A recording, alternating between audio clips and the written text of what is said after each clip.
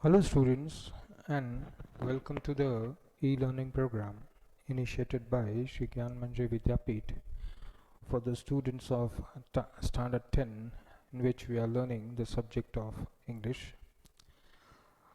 Students, today we are going to start with chapter number 6 of First Flight, that is the main book of the English syllabus. We have two books. The First Flight, that is the main book, which contains chapters and poems, whereas we have another book which is an additional reading purpose book, which is called supplementary reading, that is footprints without feet, that is supplementary reading, that is SR. Because this question has arisen again and again. Recently we had a WRT where I had given the syllabus as SR chapter 1 and 2, and I got lots of calls, or ye kaun se chapter hai? So we have been going through this again and again. So let's clarify that this is the main book, that is First Flight. If it is the second book, that is Footprints Without Feet, that is supplementary reading, that is SR. So this chapter is from the First Flight, chapter number 6, the 100 dresses. This is part 2. Students, we have already completed chapter number 5, which is 100 dresses part 1. This is continuation of the chapter, as the chapter is quite long, it's quite lengthy. That is why it has been broken up into two parts, that is part 1 and 2. Literally there is no difference. This only thing is chapter 6 is the continuation of chapter number 5. Because this is a continuation of the previous chapter, let us go briefly through the story which has been completed so far in chapter number 5. We know that these three girls, they go to the same school. Out of that, two of the girls are quite poor.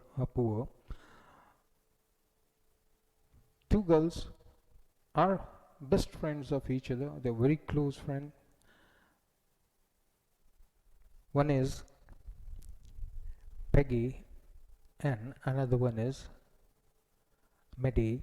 They are very close friends, and these are quite young girls of the lower standards. But they surely know the difference between the rich and the poor. But being so young, they are not that much occupied, obsessed, possessed by their richness, wealth. They are still young girls, boys. They have the fun together, they study together. Literally no difference between the gender at that young age. Wanda Petronsky is the main character of the story.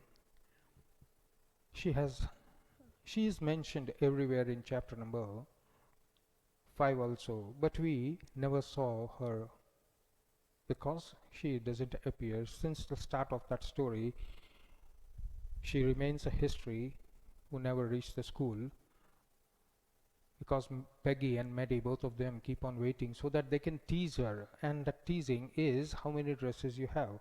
She wears the same old dress. She is poor. The family is quite poor. On top of that, they are immigrants from Poland. Quite long back, but then they are immigrants and they are still struggling to make their livelihood. So the father sends the girl to school, but then is not afford to buy her new clothes every day to go to school. So she wears the same blue dress every day. But when she is asked how many dresses you have, she has a standard answer for that she has 100 dresses, all lined up in her closet, all very beautiful, all made out of silk, all made out of velvet, many of them velvet. And if you have 100 dresses, I'll call that a wardrobe. It's not no more a closet. So if you have that, then why are you wearing the same dress again and again? So that question bothers Peggy, and then she has made this a tool with which to make fun of Wanda. So whenever possible, before school, after school, when the girls are playing in the schoolyard, surround Wanda Petronsky, and Peggy starts the game by asking her. Someday she asks how many dresses you have. Someday she will ask how many shoes do you have, how many pair of shoes you have. Someday she might ask how many hats you have. If she's asked about shoes, she will say she has 60 shoes, all different, all beautiful, all colors, all lined up in a closet. That's the standard answer given by Wanda. But usually her feet are caked with mud because she comes from a downtown area, through the fields, maybe ground and dirt, all that. So the feet are caked with mud, but then she has 60 pair of shoes in her closet. Hats, might be having 30-40 hats, but then she always wears the same dress. We saw lots of characteristics of all the three girls, Wanda Petronsky, Peggy, Maddie, all of them. We also saw that Peggy was not cruel. She would cry if some animal was hurt by someone. She would cry. So she's not a senseless girl. She doesn't have feeling, emotion. She's very much proud of herself. No, she's not. She's just a simple girl. But she has invented a game that will enable them to have fun. So the game goes on, and on a particular day, it was the result of the drawing competition that was held in the school. So when they keep on waiting for Wanda, she doesn't come, they go to school, and the teacher gathers them and says that the winner of the boys section who were to design a boat. So somebody has from the boys, he has won the prize. And all the boys who had submitted their drawing sheet. It's displayed in the next room. And among the girls, all of had submitted 2 or 3 papers for consideration, drawing sheets for consideration, but one girl had submitted 100 drawings. Each one of them was beautiful, and each one of them deserved a prize. The winner of the drawing competition is Wanda Petronsky, and all the drawings submitted by her are put up for display in room 13. So all the boys and girls, they rush inside, and they were amazed with the paintings done by Wanda Petronsky. And it blew out their head that such a silent girl who never said a thing, who always boasted she had 100 dresses. This were the 100 dresses she might be speaking of. Don't know, but all of them are so good. It's way beyond our imagination. It's fabulous, fantastic. Unparalleled drawing has been submitted by Wanda Petronsky, and we made fun of her. So that is where we ended the first part. Now let us go on ahead with the chapter number 6, 100 dresses, part 2. Again, the author is Albasor Esther, more popularly known as Eleanor, Miss Eleanor. She is the authoress. And in this story, the character Peggy is the authoress's background. That means when she was young, she was Peggy there in the story. So this story also relates to her childhood. That means this is a real story told by the authoress. While the class was circling the room, you all have your material with you, so please open up your material and you can read along, so that all your doubts, spellings, wherever you need to write down, you can note down. While the class was circling the room. Now, if you remember the end of chapter 5, we said that the teacher allowed them to go in one line and move around the class in a circle, so that each one can observe or watch all the paintings that were displayed over there. So, while the class was circling the room, the monitor from the principal's office brought Miss Mason a note. Miss Mason read it several times and studied it thoughtfully for a while. Then she clapped her hands. So the class was circling, turn by turn. They were viewing all the drawings submitted by all the girls. On top of that, there were 100 drawings submitted by Wanda Petronsky alone. So it occupied lots of space in the room, and they were watching it very carefully, very eagerly, giving comments, appreciating the drawings made by Wanda. By the time a boy from principal's office came and handed Miss Mason a note, she read the note several times and then thought over that note, and then it was time to announce something from the note. So she clapped her hands so that she can get the attention of all the students. Attention, class, everyone back to their seat. Now, you all go back to your seat and sit down. I have some important thing to announce. When the shuffling of feet had stopped and the room was still and quiet, it takes time for students to get settled in their seats, sit properly. So, till then, they will be shuffling their seat, allowing someone to pass or speeding up to go to the place. So, that is that shuffling of the feet that is heard on the floor. So, the commotion, when it became quiet, when everyone was seated in their own seats, had complete attention of the students, then the teacher started saying, Miss Mason said, I have a letter from Wanda's father and that I want to read to you. Now 2-3 things are happening over here. Wanda, first of all, since last many days she was absent from the class. She did not come to school. Second, drawing competition was there. Everybody submitted 1 or 2 or 3 sheets drawn by them for taking part in the competition, whereas Wanda had submitted 100 drawing sheets for the competition. She had stood first, not for giving 100 drawings to the school for the competition, because each and everyone, if it was judged, then anyone, you pick up anyone, it was better than, far better than anyone else in the room, or any of the girls that had submitted their drawings. Any one of them. So, all of them were displayed over there, not only the painting, because it became very difficult for the judges to judge which of the paintings submitted by Wanda Petronsky was the best. So they displayed all, but they chose Wanda Petronsky's drawings to be the best, and she was given the medal. That thing happened. Now a letter comes from Wanda's father.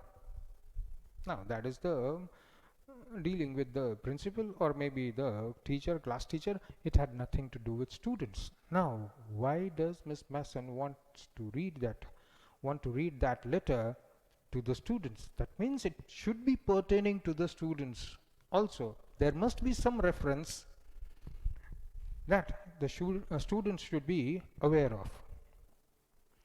Miss Mason stood there for a moment, and the silence in the room grew tense and expectant. It's something like your father comes from outside and calls everybody and makes you sit comfortably in the sofa and says he wants to say something serious. Yes, he wants to talk to you people, and then he keeps mum for 5-10 minutes. Then the tension in the house grows. All the people seated over there will keep looking at each other and asking each other what has happened, what's the matter. Father is not saying anything. So Miss Mason made them sit down. They were viewing all the drawing sheets that were submitted in the competition. Now they were stopped and they were asked to sit down, and then Miss Mason is standing there saying nothing. So the tension grows. Expecting something. That's called expecting. The teacher adjusted her glasses slowly and deliberately. Her manner indicated that what was coming. So the teacher took her time so that the tension grows. The students are eager to know what's in the letter.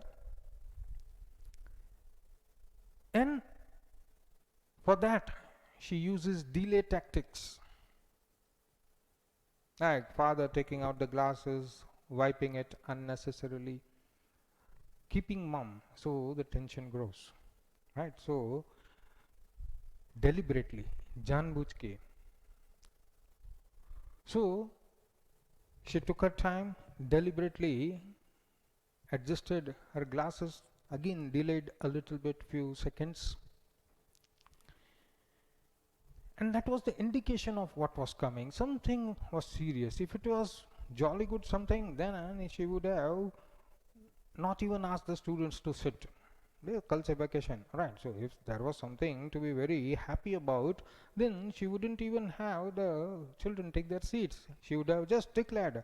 Now she made them sit, everybody quiet, she is also quiet. That means the matter is serious. And what was that seriousness? The letter had come from Wanda's father. Was a great matter of importance. Everybody listened closely as Miss Mason read the brief note. Brief note, a very small note. Didn't have much, very small note. So everybody was listening attentively when Miss Mason was giving the notes, reading from the note. Dear teacher, till then everything okay. You'll see a little bit of improper language, in the sense that the person is not that much quite good at English. My Wanda will not come to your school anymore. Directly the opening starts with, that's a bomb. Yes, my Wanda will not come to your school anymore. Jake also, J-A-C-K is Jack, J-A-K-E, Jake. Jake, that means the younger brother who is studying somewhere in the lower standards. Jake also, that means brother and sister, both my children, they will not come to school anymore. Now we move away to big city. This is a small town, maybe a small city.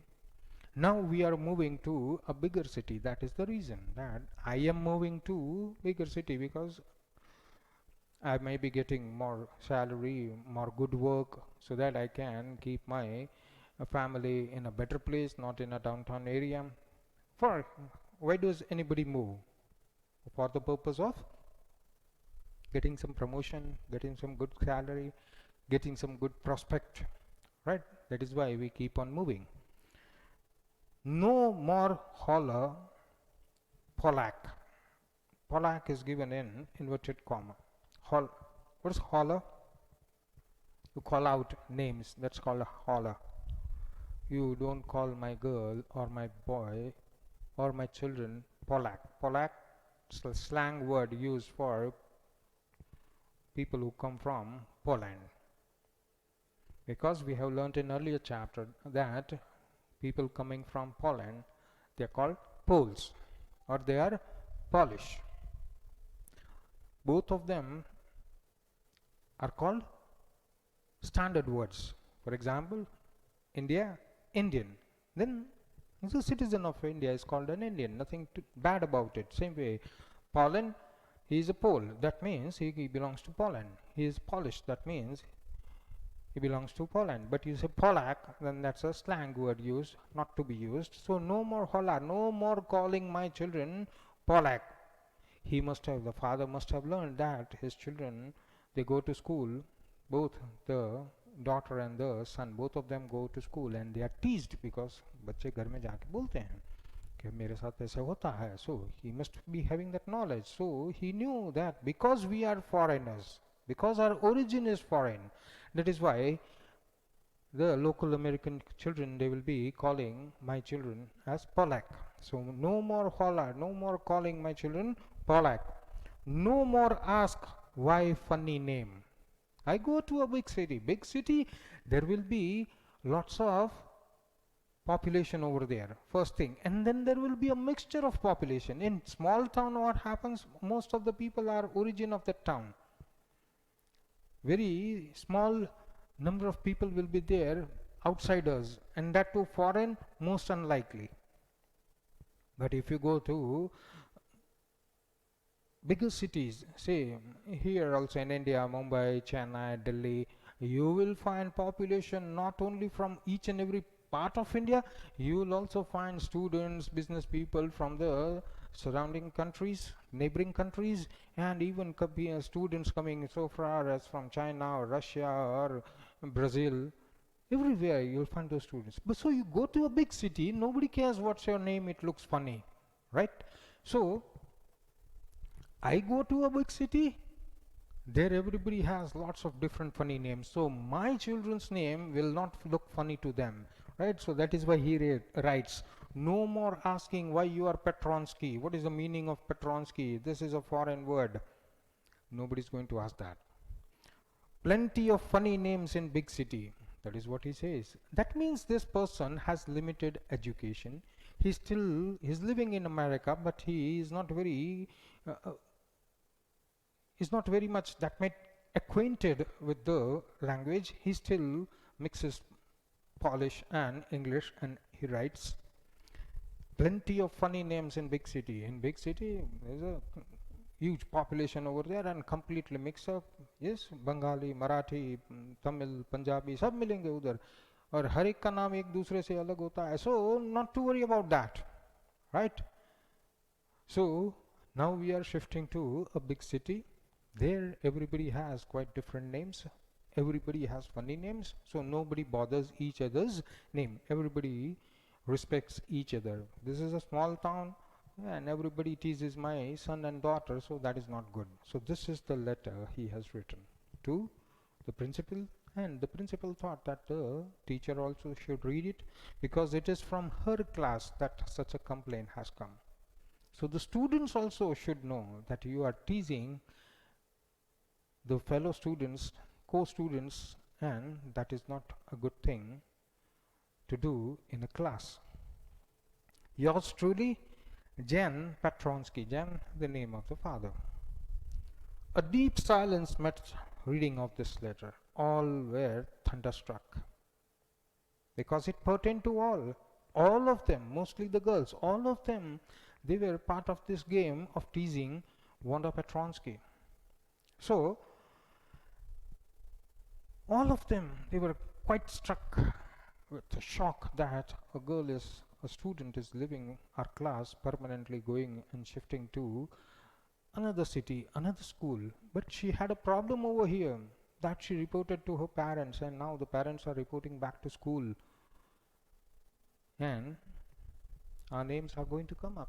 Yes, somebody's got to know what's the truth behind, because questions will be asked. Who was giving them a bad name? Who was teasing them? Miss Mason, she took off her glasses, blew on them, and wiped them on her soft white handkerchief.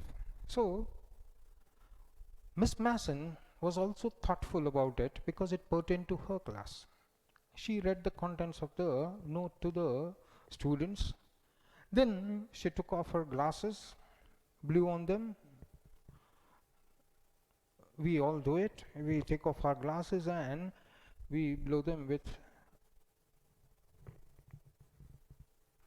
the vapor from our mouth, and we rub it with the soft handkerchief so that the vapor cleans the dirt and we can see better, or the glasses are cleaned. So she is doing that deliberately, जानबूझ के कर रही है, so that she can give more time to the silence, so that the students, the matter settles down in their mind. They understand the seriousness of the matter, that it is quite a serious matter, that students have to leave the school permanently because somebody is teasing them, harassing them. Then she put them back again and looked at the class. When she spoke, her voice was very low. Now it's very, very quiet class, so even if the teacher spoke softly, everybody can hear it. I am sure that none of the boys and girls in room 13 would purposefully and deliberately hurt anyone's feeling because his or her name happened to be a long, unfamiliar one.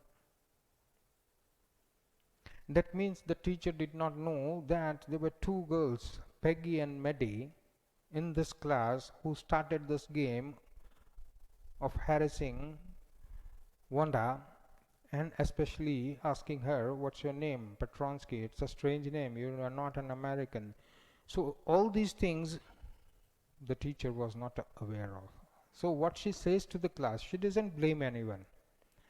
But she says honestly that I trust my class, and from this class, none of the boy or girl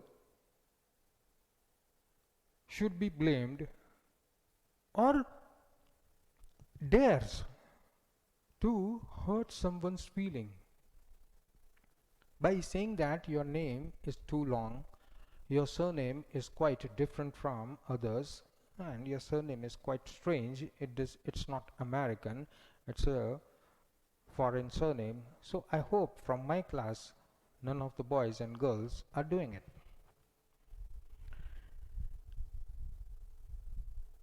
I prefer to think that what was said in thoughtlessness. Now she is not sure whether any of the girl or boy from this class 13 or room 13 was involved in such an incident where somebody's feelings got hurt. So she is not playing any blame game, but she makes sure that it must not be from any one of us. And if someone might have said something to Wanda, it must be without thinking. That means innocently. What Ms. Mason is trying to say is, your children, you innocently say something. Yes, you find some name strange. Yes, somebody's surname might be, is coming from Tamil Nadu or Kerala or Andhra, then his surname might look very odd to the people who are in this class, right? But when you make fun, you are innocently making fun, not deliberately making fun of her. So that is what she is saying, that if you might have said something, you did not think twice what you were saying. I know that all of you feel the way I do. It's very sad. Some student, for whatever purpose, maybe the father got a transfer, maybe the business got shifted from here to somewhere else, but the student has to leave the class. That student has been here with us for quite a long time.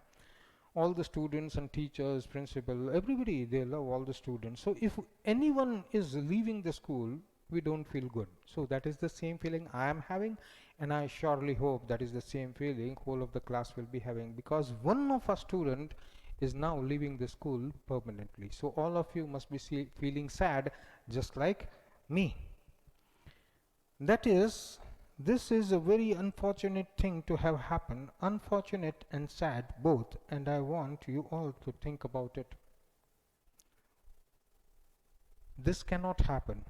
Now this has happened, so this is very unfortunate, very unlucky of us that a boy and a girl, both the students of this school, one girl particularly of this class, has to leave. And the reason given is, you're calling names to my daughter. You're calling us foreign. You call that the surnames are quite strange.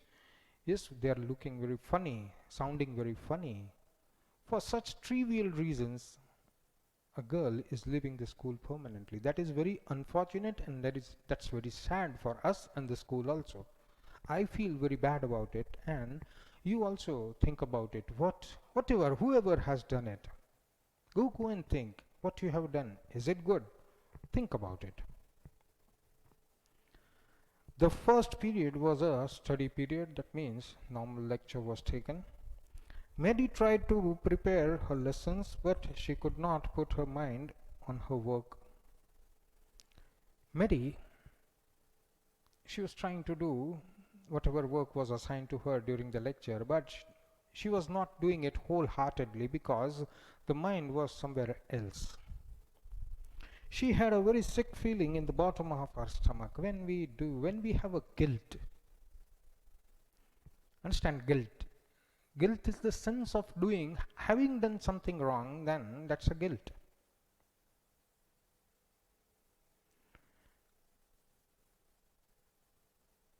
So, when you have a sense of guilt, it not only pains over here, but it pains near the belly also, just below the belly. Yes, you feel something wrong going on in the stomach.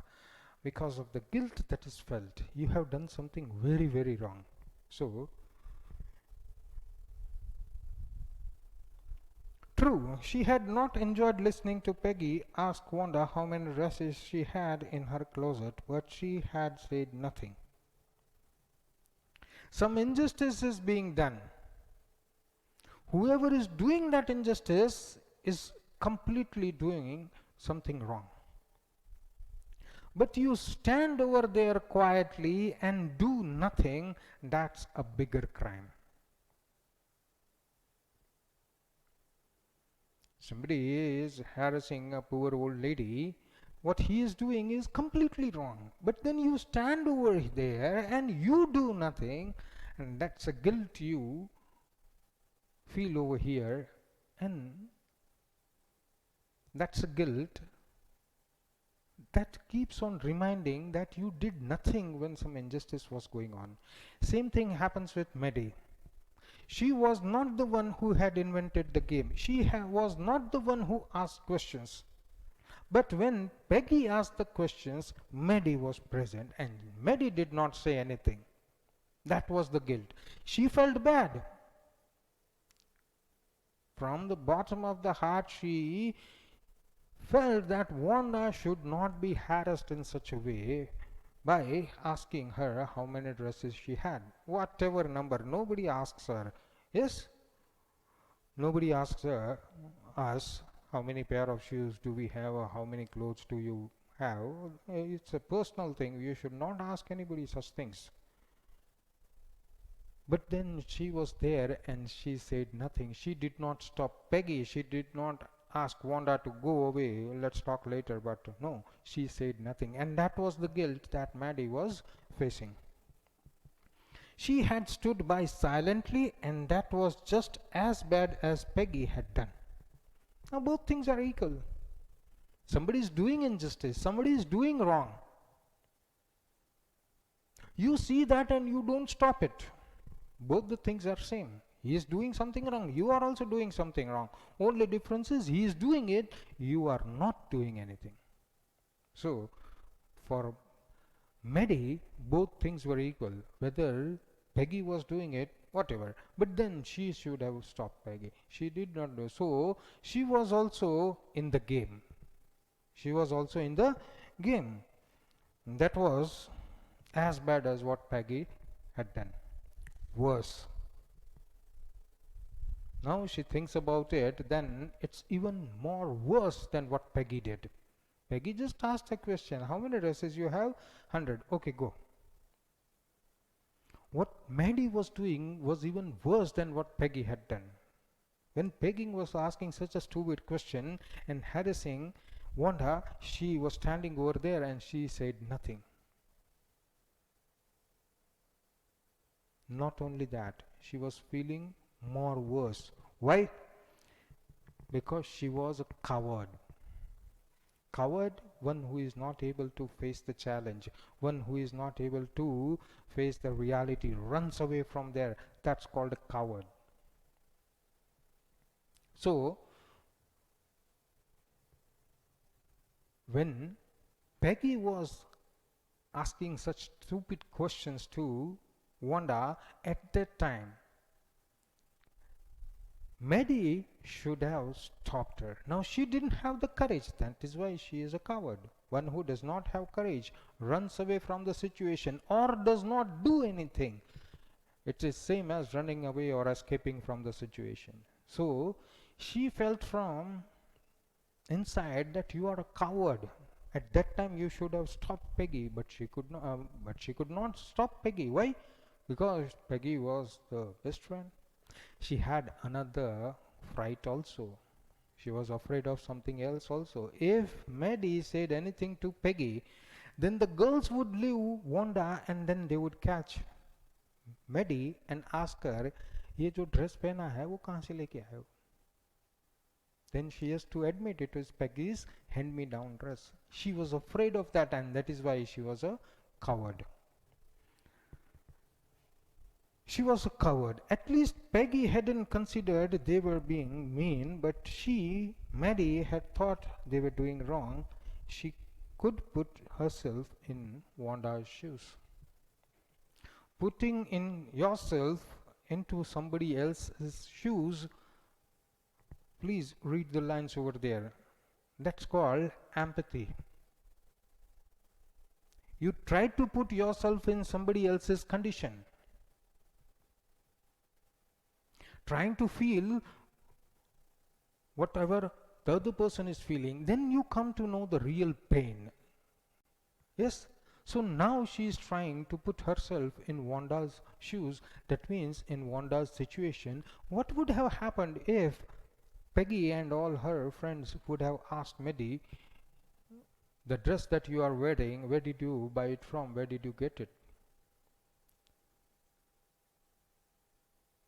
She would be very much ashamed. She would have been embarrassed by the situation, and she would have to accept that it is Peggy's hand-me-down cloth that I am wearing.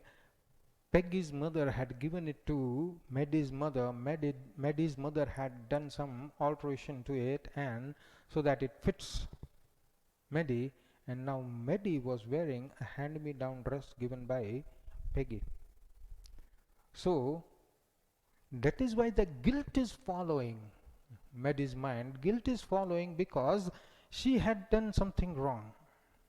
What is that wrong? First, she did not stand up for Wanda and asked Peggy to stop that nonsense.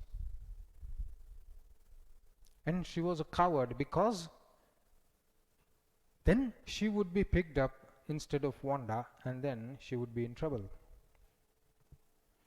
Goodness, wasn't there anything she could do? If only she could tell Wanda she hadn't meant to hurt her feelings. Now she wants a way out. You must have felt that many times. You have done something wrong. Now you want to rectify it. That is what Maddie is trying to do. She wants to rectify the error. She wants to correct the errors. Now what can I do? One option is I can go to Wanda and tell her that maybe Peggy was asking you those questions, but I did not mean any of that. I never wanted to learn from you how many dresses you have. I am not as much poor as you, but then I am also poor. I also use dresses handed me down by somebody else. I am poor, my family is poor. I want to rectify the error that I made. One option is you can go to Wanda and say that, well, whatever reason Peggy was teasing you, I was not a part of it. Did I ever ask you that question, how many dresses you had? No, I never asked. So it's not my fault. If it is not your fault, and if the other one forgives you, then your guilt is cleared. Right? So that is why she wanted to come out of that situation. Otherwise, that guilt will always be pressurizing her, and she will become more and more sad. More and more time she thinks about that situation. She turned around and stole a glance at Peggy, but Peggy did not look up. Now they were in the class, they were doing their work, right? So she was thinking about all this when she was given an assignment to do. So wherever she was sitting, she looked up and tried to find Peggy. When she found Peggy, she looked at Peggy, but then Peggy was very busy doing her homework or assignment or whatever work was assigned to them. She did not look up. So the eyes did not meet.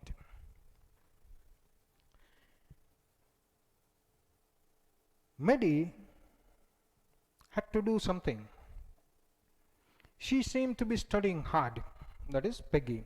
Well, whether Peggy felt badly or not, Maddie, had to do something. Maybe Peggy had still not realized. Sometimes you have to realize you have done something wrong. That is where most of you students, you stand up protesting because you don't realize you have done something wrong. मैंने क्या किया ऐसा? Right? This is the standard reply that we get. Oh, ये हुआ तो क्या हुआ? Right? You don't understand the seriousness. First thing is we should realize we have done something wrong. I understood, but Peggy, She's working very hard in her notebook, studying very hard. That shows that she hasn't realized that whatever was read from the note by Miss Mason, written by Wanda's father, that pertained to her. She has not realized that. Okay, let go. She hasn't realized that, but I need to do something because I am getting loaded with that burden of guilt on me. Maybe she had not yet moved away. Mary had to do something. She had to find Wanda Petronsky. That is only one way. Reach her. Still, she might not have moved to the other city. She might not have gone out of the city. They might not have left the city. They are not coming to school. Okay, they might be packing. They are still there. So why not find Wanda and again become friends? It's not that difficult things. You all people are aware of this thing. Yes, you break up and tie up. You break up and tie up. Yes, sometimes you're part of that friends group. Sometimes you leave that group, become a part of that group. Again, go and join that group. So for children, it's not such a big deal. Yes, because being children, you don't have that high level of ego. Yes, pride. So people are all innocent children. So same way, what was Maddie thinking about is maybe Wanda and her family has not left the city yet.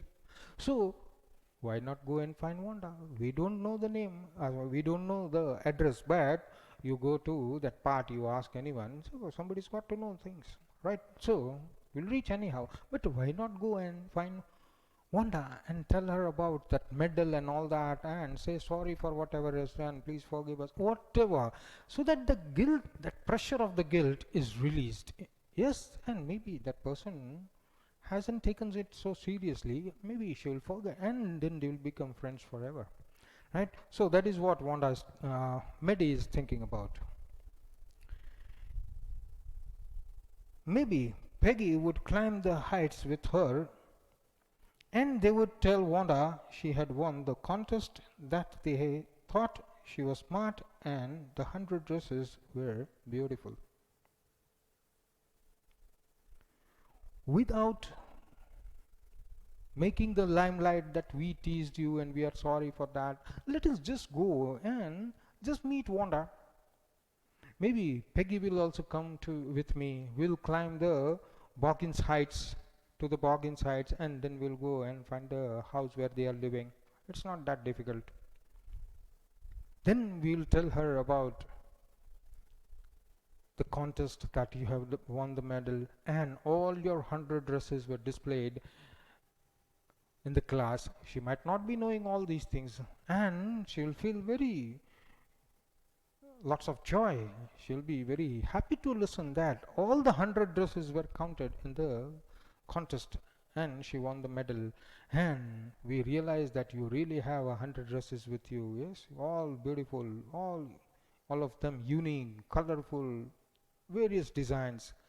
So let's just go and chat with her, so that the tension which is mounting on her can be eased off and things can become normal. This is a small comprehension check. What did Mr. Petronsky's letter say and why? Mr. Petronsky's letter said that Wanda would not come to school anymore as they were shifting to a bigger city. He also said that nobody would ask them why they had funny names like Petronsky, because there were plenty of funny names in big cities. So in big city a funny name is not going to count, because everybody has funny names in big cities because people come from everywhere and settle over there. So no big deal, everybody has funny names, so my name wouldn't sound funny to anybody else. Here in a small town, my children are taunted, tortured because they have a different surname, different origin. So in big city it's not going to be so. Is Miss Mason angry with the class, or is she unhappy and upset? That we know. She's not mad or angry with the class. She's really upset that somebody from her class did that. Yes, Miss Mason was unhappy and upset as she was disturbed by the ill treatment given to Wanda by the students of her class. She didn't approve of the humiliation, that is, the insult of a child just because of her name, dress, and house from where she belonged. Boggins Heights, that's a downtown area, right? A low area considered having a low status in the society. How does Mary feel after listening to the note from Wanda's father? After listening to the note from Wanda's father, Mary had a very sick and guilty feeling in the bottom of her stomach. She could not continue when she tried to prepare her lessons.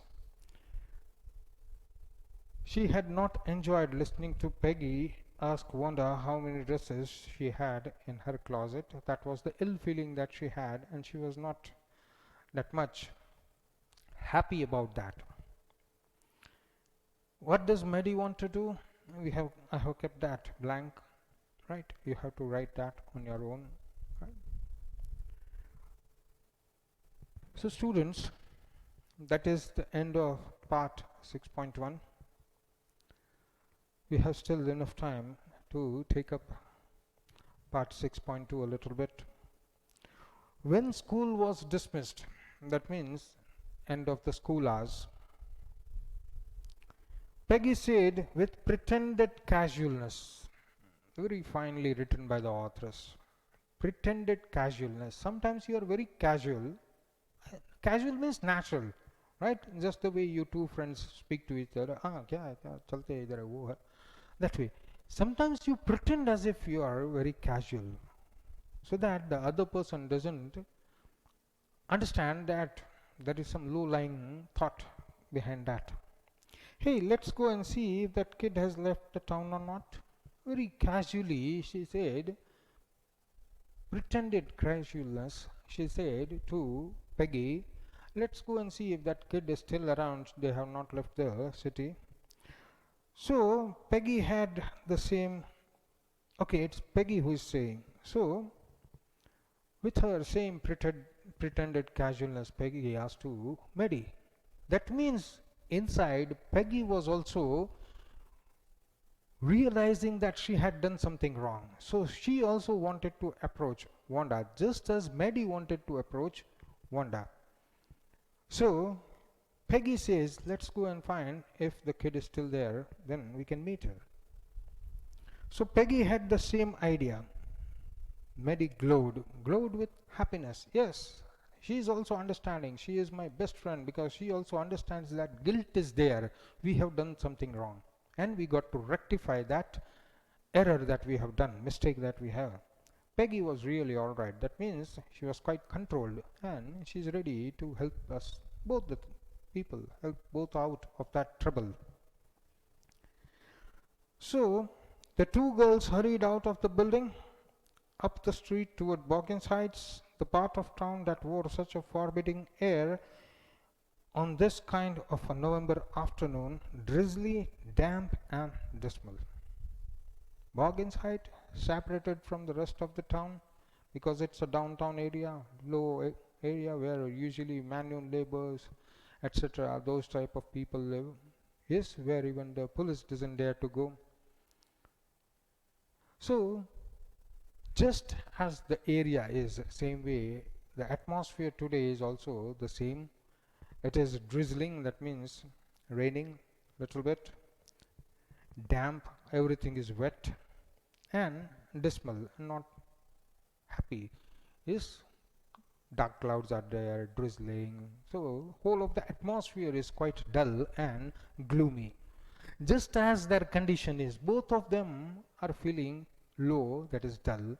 They are not happy because of them the girl has to leave the school, leave the city also. Same condition is in their head, same condition is outside the nature is also not helping. It's not a bright day, sunny day. Everything is cloudy, misty, damp, dull, is on top of that drizzling, so they are going to get wet, and it's going to be quite muddy also because it's raining. So everything is not right today.